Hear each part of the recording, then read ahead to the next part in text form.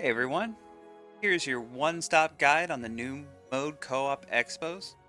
I will be going over the prerequisites in order to enter, the mechanics of the boss, and show a full run of the boss room. Now, there is a lot of information here, so I will have the video bookmarked so you can skip around easier to find the info you are after. Let's go ahead and check it out. So first things first, you're going to have cleared World 4. Once you have that cleared, you'll be able to do the first stage, which is important for those that haven't started Expo, as you'll be able to get your first 3-star relic from here. Now that relic's going to come in handy as you're going to need at least 220 mystic resistance as soon as you get to stage 3. And then you'll need 600 once you get to stage 4. Now, how to get Mystic Resistance, you're going to need to have your forge built in your farm. And inside the forge, you'll be able to select your relic and then hit Endowment.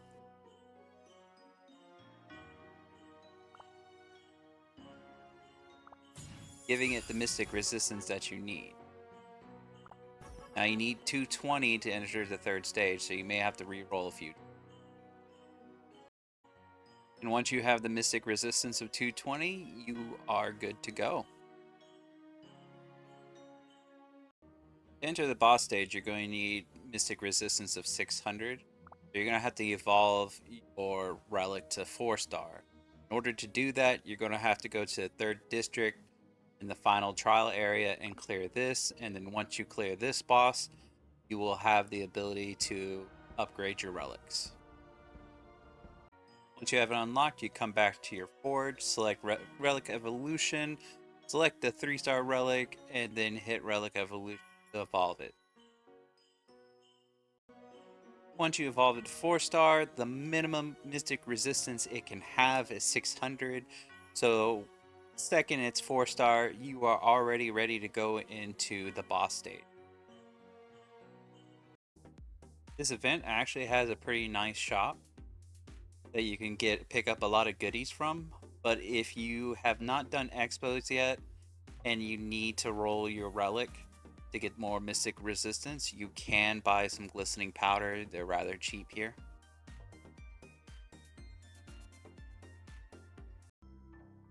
You can earn some extra currency daily by entering at random 5 times.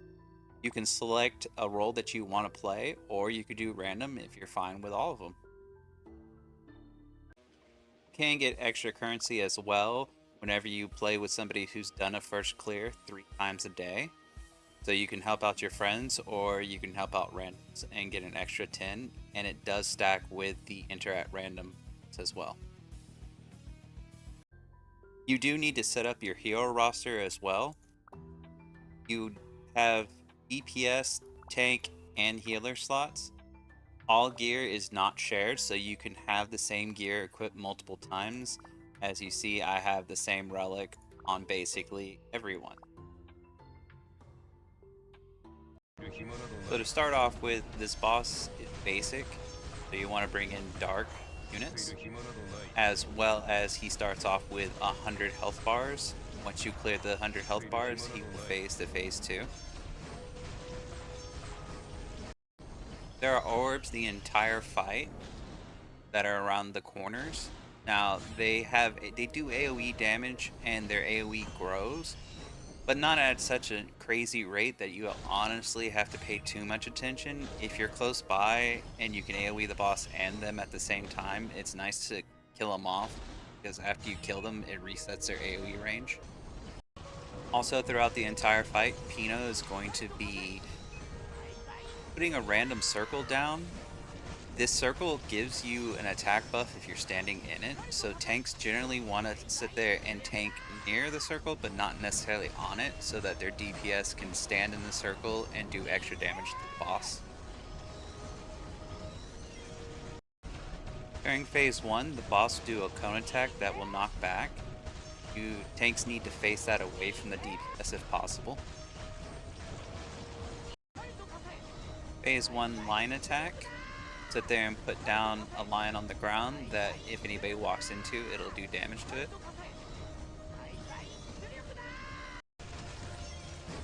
Phase 1 AoE attack will target all players and will release a circular AoE attack that will stay in place.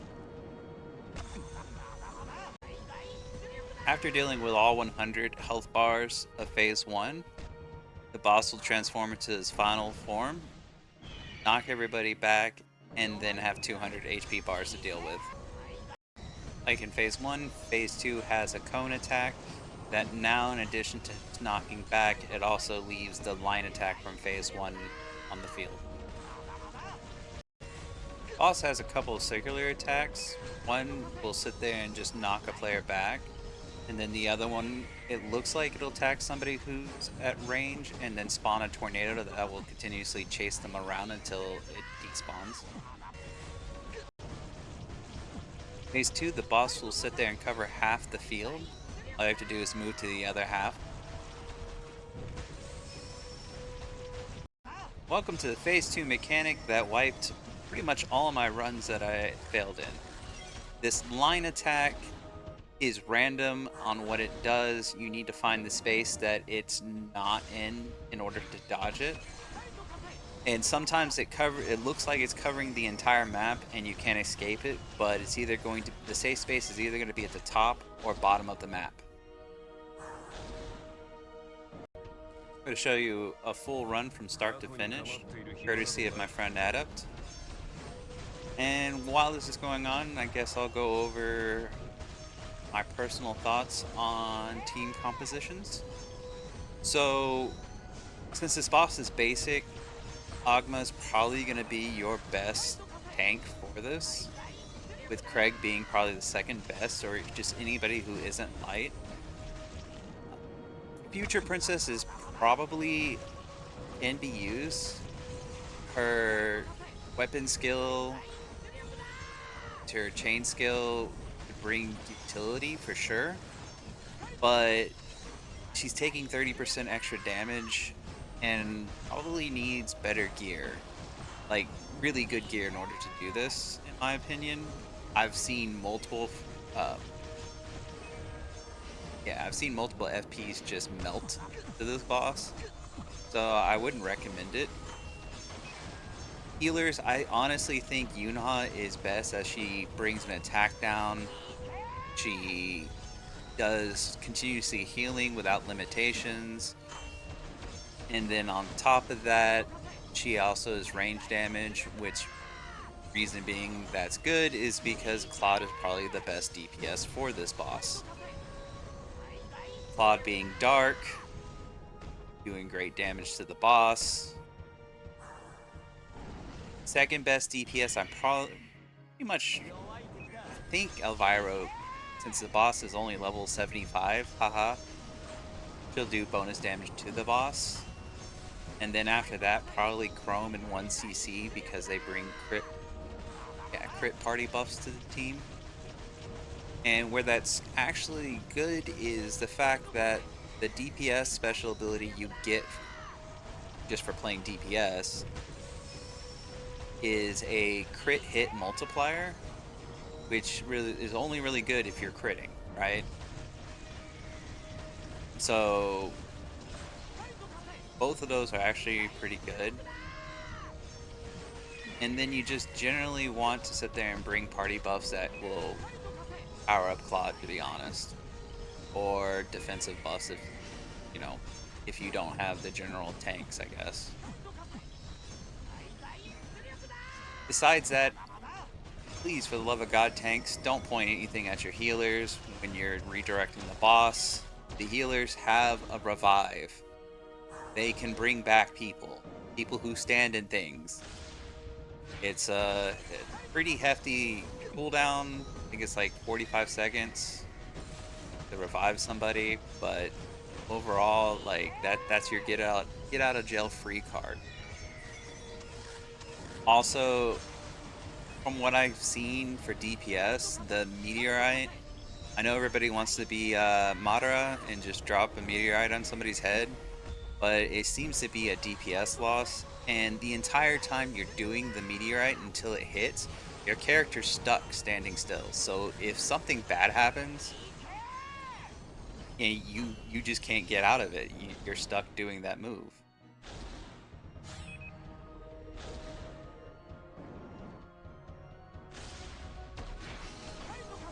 Finette is honestly probably the second best healer here, to be honest. Though she is limited on how many heals she has the best survivability out of the healers because she's dark. After that, Lorraine maybe? No, not Lorraine. Mia would be the next best because she brings skill damage to the team.